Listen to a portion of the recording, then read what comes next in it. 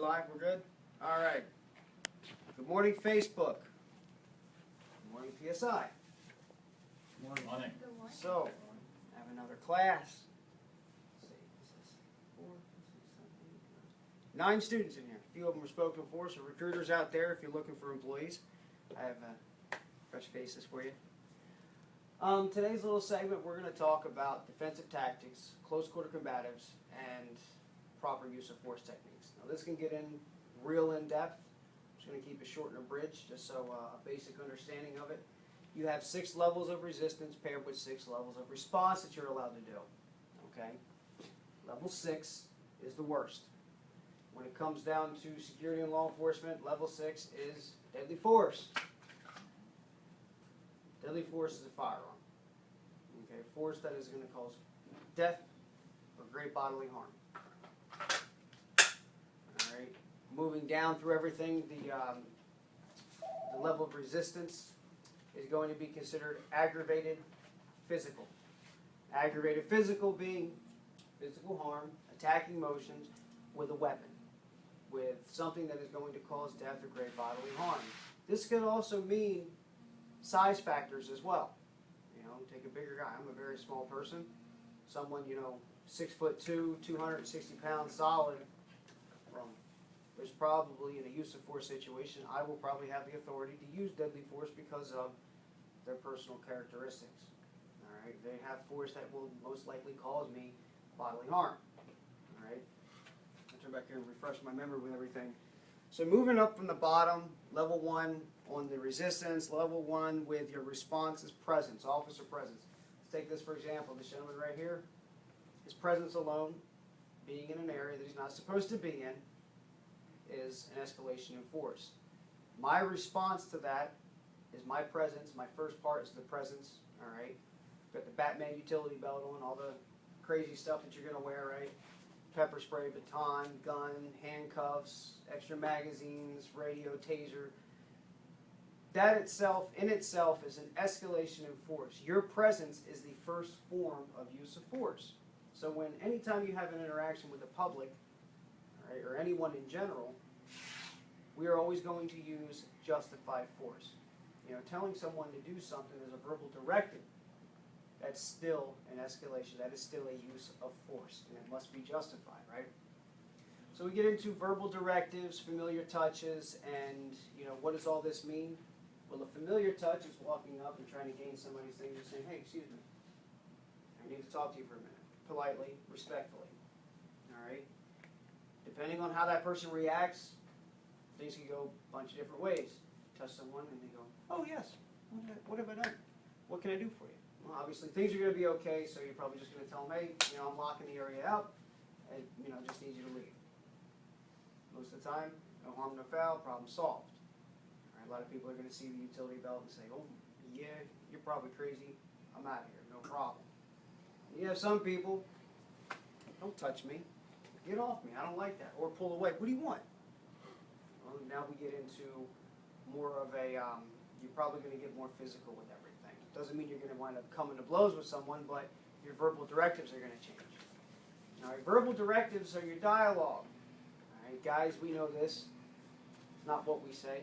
It's how we say it that usually gets us in trouble with the females, right? So same thing when it comes to dialogue. All right. One of the most important things is, if you have your presence, is the interview stance. Interview stance is hands just above your waistline, never crossed, never tucked in. Okay, someone comes up from behind, wraps you up. You can't do anything. You're not going to be able to defend yourself. You're not going to be able to use your hands. You're only going to be able to use your feet and try to run. All right. So that's why most officers wear their hands, never interlace in the fingers, kind of hand over hand on the waistline by the duty belt. It's actually comfortable. It's like a little armrest for us. All right. So you have your interview stance. You're standing bladed to the person. The reason you're in the interview stance is because immediately, if he decided to act in an aggressive stance or an aggressive manner, I have the ability to drop right into a defensive position. So going from right here to right here is a quick transition. That's why we stand in the interview stance. Basically, all you're doing is rocking your foot back and bringing your arms up. On camera, it looks like you're telling this person to stop. Never ball your fist. When you ball your fist and you're ready to square up with someone, it's an aggressive movement. All right, you have escalated force at that point. You went from this showing defensiveness, saying you need to stop, to, all right, let's do this. You want to fight? We'll fight. At that point, two wrongs don't make it right. All right. We'll have restraint devices we get into, handcuffing, different techniques involved with that. If you have a compliant person, how do you get them handcuffed? All right. Now they're going to have their verbal, so I have mine, they have theirs, their level of resistance. Screw you, I ain't listening. Okay. That's their verbals. Or, okay, yes, I'm going to comply. But verbals doesn't necessarily mean you can beat the crap out of somebody over what they said. All right. Now if they say they're going to cause harm to you, that's assault. If they have a weapon, it's aggravated assault. Right? So keep moving forward, passive physical. Passive physical on the level of resistance means that they're not really doing anything. I go up and I go, hey sir, and they're just sitting there not doing anything. That's passive physical. All right? They're not complying, but they're also not doing anything actively against you. All right? Now you have certain things that you're allowed to do. We have it on the handout I gave you of what the Criminal Justice Standard and Training Commission has deemed the response to resistance matrix. A lot of this may be old information. They update the curriculum and change things. For example, if somebody ever went for the firearm, my technique, the way that I was trained to do it, is to lock the hand, redirect it, and then get into a defensive tactic position to take the suspect down. Now, from what I was told by a recent academy graduate, the new thing is to break the hand, pull back, and shoot to kill. That's the new tactics. Obviously, you've attempted to disarm an officer to deprive them of their weapon. They take that as a form of deadly force. All right, so the training always changes. So we get into the passive physical. You're allowed to respond all the way up to what they call pain compliance. You have restraint devices. First of all, it's officer presence, which is your arrival, then interview stance. Then you get into the communication phase, which is dialogue, verbal directives, and then the familiar touch. Okay, then you get into restraint devices. Once you get into physical control, so for passive physical, you can go all the way out to pain compliance. You got transporters, you have takedowns, and you have pain compliance. Now, pain compliance doesn't mean whipping up on somebody. Pain compliance are pressure points. I want somebody to stand up, you have to hollow behind the ear. Place your fingers in there, push in real hard. It's a pressure point. You're going to wind up lifting up. It's usually that one where you touch and you get that teary-eyed shot through the mouth, okay? You want somebody to go down, holler behind the collarbone, two fingers there, push down behind the collarbone. Now, sometimes they work, sometimes they don't. All right? It's never a guarantee. So you got your pain compliance. That is what they mean. Takedowns basically just means, all right, well, you're not complying, you're being passive. So if I wind up doing this and you're not doing anything, I grab the arm and I redirect the person to the ground, maintaining control over the arm. I'm not going to throw you to the ground, that's just mean. It's fine. So with a sweeping motion, you basically jerk and pull somebody onto the ground because they're non-compliant. All right, compliance is the key to surviving any situation, whether you're on the right side or the wrong side of the law. All right, once you have them on the ground, you can hook them up, restraint devices, pick them up, escort them off property. You've made a lawful detainment for their non-compliance. And then at that point, it becomes your discretion. Do I let them go or do I charge them with a crime? Trespassing. All right, security field, more than likely, you will never put anyone in handcuffs unless they are commission of a forcible felony. You better be damn sure you know what you're doing because kidnapping is a federal charge. Or if they're hurting themselves or someone else, all right, you're putting them in handcuffs to prevent them from harming other people. All right. So you move into, all right, we get into the active physical. Active physical means that I'm going to do something. They're pulling away. That's an active physical. They're not trying to harm me, but they're pulling away from any type of, directives, any type of, hand motions or whatever. So they're moving out of the way. At that point, you can use counter moves. So let's say they pull away or something, and you may have to redirect their movement away from you. All right. We get into counter moves is more of the active physical. Even if they're running, they're not trying to harm me, but maybe they're running towards me. At that point, you can redirect the person out of the way. You push them out of the way and sidestep out of the way. All right, as you keep going through everything, you get into intermediate weapons and incapacitating and then deadly force ultimately. Intermediate weapons are with the aggressive physical. Okay, and with active physical, an intermediate weapon, I didn't use my keepers, being the baton. a striking weapon, all right, wrist, forearms, shins, areas of that thing. You never go for the neck, the face, the temple. You never go for the groin, all right? You don't go for the inside of the thigh. Certain areas you don't go and strike with this weapon at. Now, I'm not here to teach you how to use that. It's another course for another instructor. But everybody should be well versed in the uses of it and how you're going to use it. You get an incapacitating weapon. Pepper spray. Everybody's familiar with that. All right. Where would you spray somebody with pepper spray? Eyes. Anybody got any other suggestions? Chest. With pepper spray. Walked up. Okay. No. The eyes? No. You go for the face, but more precisely, you're going for the eyebrow. You're going for the upper part of the forehead. You spray somebody, if you're too close to someone and you spray them right here, the propellant behind here, the compression, the gases that are pushing the pepper spray out, can take the spray and push it behind the eyeball. It's called needling. And the only way for them to fix that is they literally have to pop the eyeball out of socket and clean the infected area out, or the affected area out. That's a crime. Okay, that's aggravated battery. All right, you've escalated the force in that sense. And they didn't deserve to have their eyeballs popped out of socket. So if you go for the eyebrow line, you go for right here because it'll hit, it'll splatter, it'll get into the eyes, it'll drip down into the eyes while they're sweating. Most of the time you're fighting someone, they're going to build up some sweat, even if it's air-conditioned house, air-conditioned and everything like that, you're in a climate-controlled area. All right, I use gel. Gel doesn't overspray. Some people use foam. Other people just use a general fogger. It's just a stream. That hits, everybody gets it. You gas the hell out of yourselves, you wind up choking anyway. It sucks. So make sure you know what you're doing with that. All right, you don't aim for the eyes, you aim for that eyebrow line. All right, some stuff is so hot that ladies love wearing that fake hair, that weave in. Guess what? I have a 17% mix at the house. 8 million Scoville heat units. This is 10% and 4 million. If I hit you with a 17% mix, it will start to melt the nylon connections, the plastic connections, and the glue in the hair. If you wear contacts, it can cauterize those little jelly-type plastic contacts to your eyeball. Oh my God. Oh yeah, good stuff. You know, most of the time, if you get pepper spray, you did something wrong. Just not even go there with that. Then ultimately we get into deadly force. Now you have the aggressive physical. Aggressive physical means that they get up and they're ready, they're squaring off. They want to fight, they're ready to fight. All right? And you're always, no, stop, get back, you need to stop doing that. And we get into aggravated physical. Aggravated physical means that they have a weapon. All right? They could be using a bat, they could have a knife, they could have a gun. All right? If you have a knife, all right, give this gentleman a pocket knife here. You have a knife,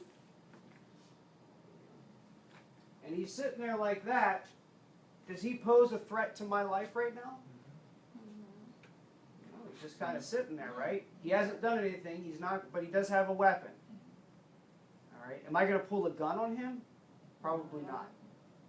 All right. He's outside of my imminent danger zone. Well, actually, I would wind up getting, not too close, keeping a distance, and having the ability to react to that knife. All right. So if we're sitting here and we have a knife, 21 feet is your reactionary gap. It's not causing me any harm as of right now. He's just there. His presence alone with a knife, yes, it's an escalation in force. I'm going to talk to him. All right, I'm not going to try to get him to get up and stab me or cut himself. I want to talk to him, de-escalate the situation, diffuse it as best as possible, use my verbal judo skills. All right. Now if he was to stand up, that's an aggressive stance to start to walk towards me. At that point, it becomes a life or death situation. All right? But if he's outside of my imminent danger zone and way outside of my reactionary gap, way outside of that 21-foot law, I may draw a weapon, but it's only if he's coming in at me. If it goes from being a, I need you to put the knife down situation to he starts running and charging me. You don't have other options. Why can't you tase him? Taser doesn't always work. Why can't you shoot him in the leg? under a stressful situation, I guarantee you, you are not going to be able to take off a precise shot to somebody's leg. You may wind up missing a smaller area and striking an innocent victim. And we're taught to shoot center mass. We're to stop the threat. If this person is attacking a law enforcement officer, which is pretty much a lot worse than attacking a normal citizen, all right, the crimes are amplified. You know, aggravated battery on you may be a, you know, see, I think it's first degree misdemeanor, or it could be a third degree felony. I think it's third degree felony. They do it on a law enforcement officer or a security officer who is engaged in their duties while uniformed as a security officer. It turns into like a second degree felony. You know, a 7 to 10 year charge for aggravated battery. All right. Now with the weapon, with the aggravated, if he attempts to kill us, attempted homicide, they could really swing that in a different manner. With a firearm, the ball game completely changes. Anybody take that? Thank you. So everybody's going to have their own comfort areas where they're going to feel the need to engage someone. Right? But now let's just say he goes through the motions, he's compliant. He understands that, you know, he's now going to be charged with a crime. So I want him to get up. He's complying, right? Or maybe he has committed a crime. We're going to get into handcuffing real quick. So he's committed a crime. I need you to stand up. All right. Go ahead and stop. Turn around and face away from him. All right, right there is good. Let's go over. Let me get you over here a little bit so you don't get stuck on anything. Right there. Here's what you're going to wind up having the person do. They're compliant. All right. Widen your stance. Go ahead and widen your stance. Spread your feet. Yep. Step out. Step out. Widen your stance. Not turn. Oh. Yep. Turn. Go ahead and turn this way. Yep. Widen your stance. So you're going to wind up kicking your feet out. Oh. All right. A little wider. Now point your toes away from your body. Point your toes out. Other way. Away from you. There you go. Other foot the other way too. That one? Yep. There you go. Now feel off balance you are. So place your hands both on the top of your head. All right. Interlacing your fingers. Interlacing. There you go. You have somebody like this. They're compliant. Now I have a set of handcuffs on both the left and right side of my body. You never know what hand is going to be free. All right. Some officers will keep them up in the front. That way they can, in a scuffle, they can be pressed up against someone and still remove them. I'm going to use my comfortable handcuffs on them because the pink ones are pretty uncomfortable. Okay. Here's what I want you to do. Take your hand. I want you to remain compliant. Take your hand and place it behind your back. Go ahead and keep that hand up there. Yep. I'm going to turn. Keep my body towards him. Keep body pressure towards him. Bracket. In. Problem solved. All right. You go ahead and take the other hand. Bring the other hand down.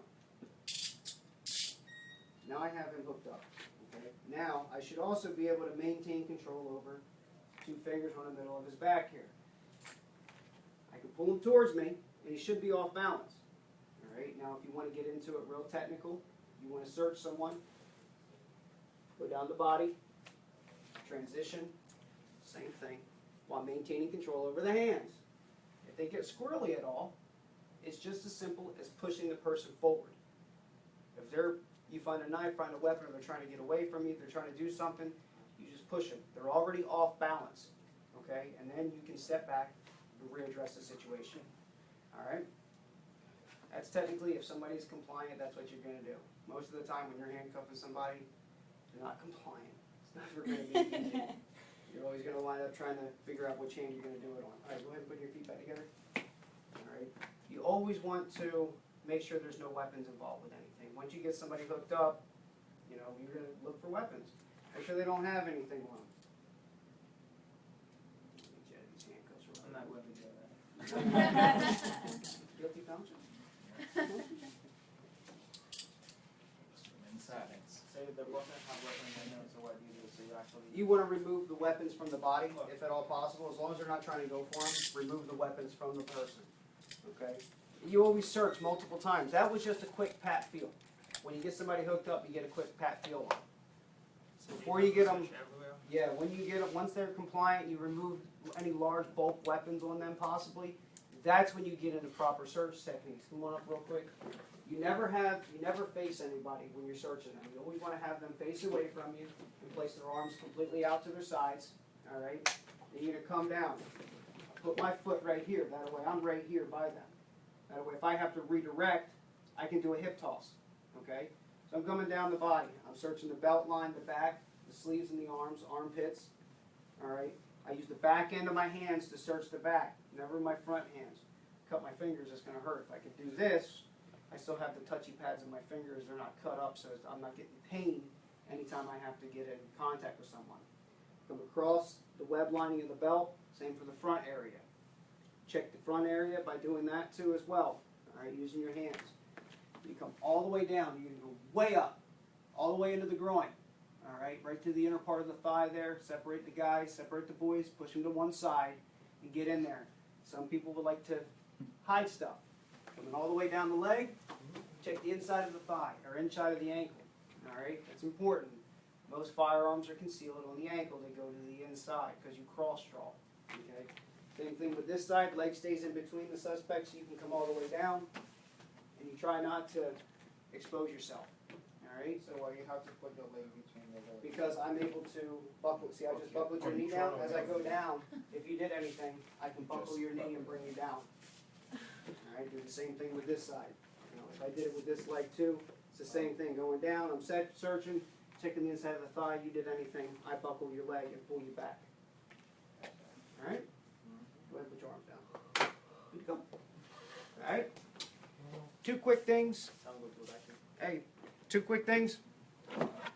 Redirection of a person with a firearm. Get your finger to the trigger. Well, you don't want to do that because it's going to hurt.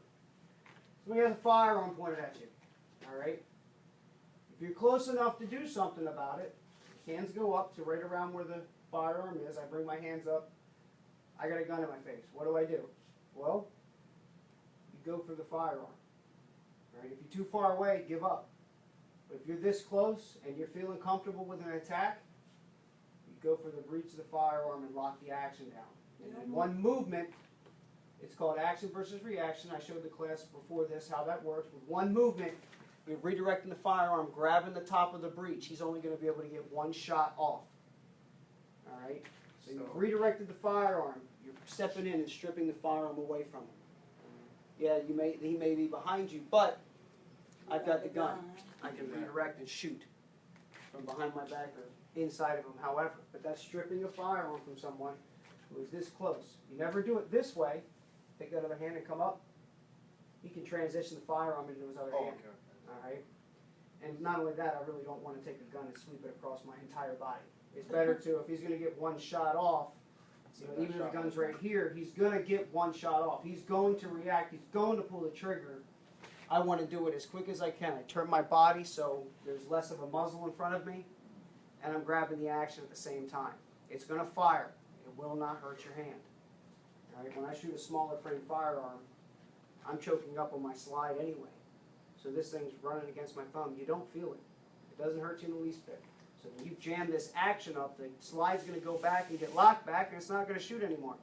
All right? So the quickest way to disarm someone is to do that and strip it from them. And then we'll go over the knife technique real quick.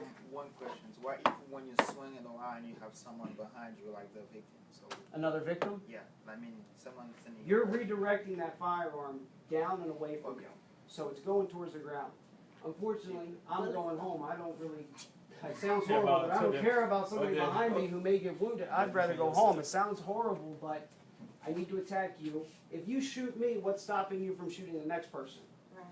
You know, if I'm in a position to be able to do something. Now with a knife, it's the same principle. If you're too far away, you can do something, but if someone holds a knife at you, hands go up at the same level, and then you come in at the same time, smacking the back side of the hand, catching the inside of the wrist.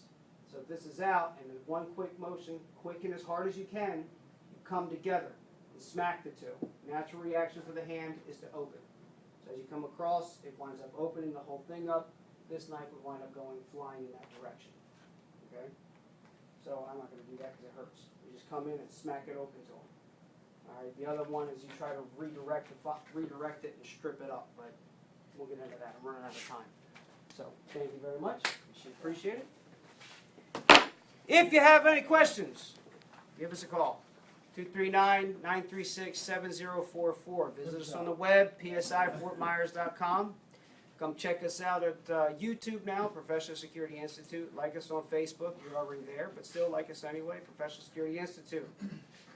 Check out our partners with Blueberry Marketing. They help us out with everything. Mark and honestly, excellent people to work with. All right, if you're interested in getting your concealed, we do them every Monday, Wednesday, Friday, and Saturday at noon for $60. Cheapest in town. All right, we will hold special class sizes for larger classes. We try to get at least 5 or 6 people. Call ahead. Also, if you're interested in you love your Second Amendment, you want to hear Freedom Ring. Got plenty of guns out there, plenty of ammunition, depending on how big of a bang you like, how loud you want your freedom ringing. We specialize in Class 3 weapons, fully automatic, short-barreled, and suppressed. All right, that's tactical weapons out there for you. Come see us. We also got the tactical weapons, the gun negotiator, and Jesse Morgan with Morgan Manufacturing and the extractortool.com, a nice life-saving device that a wonderful friend of mine invented after a serious car accident. He doesn't want anybody else to suffer the way that he did. I think it's a great tool, great design, and I wish I had had one working in EMS. $150 to come see us to do the security class, $140 if you pay online. And if you're a veteran and you've been discharged within the last 24 months, Department of Agriculture is waiving the initial application fee. You just have to pay for the background check, $42. Since Department of Agriculture is willing to help you, we want to help as well. We'll do the class for any veteran discharged within 24 months, $125 for the class. All right? Recruiters out there, like I said, we've got 9 students in this class here. I think 3 are already spoken for, maybe 4. Come see us. Come recruit. People need jobs. All right? Facebook, any questions, comments, concerns? No? Good. Class? Questions, comments, concerns? No? Good. All right. I'm Mike with PSI, and as always, stay informed.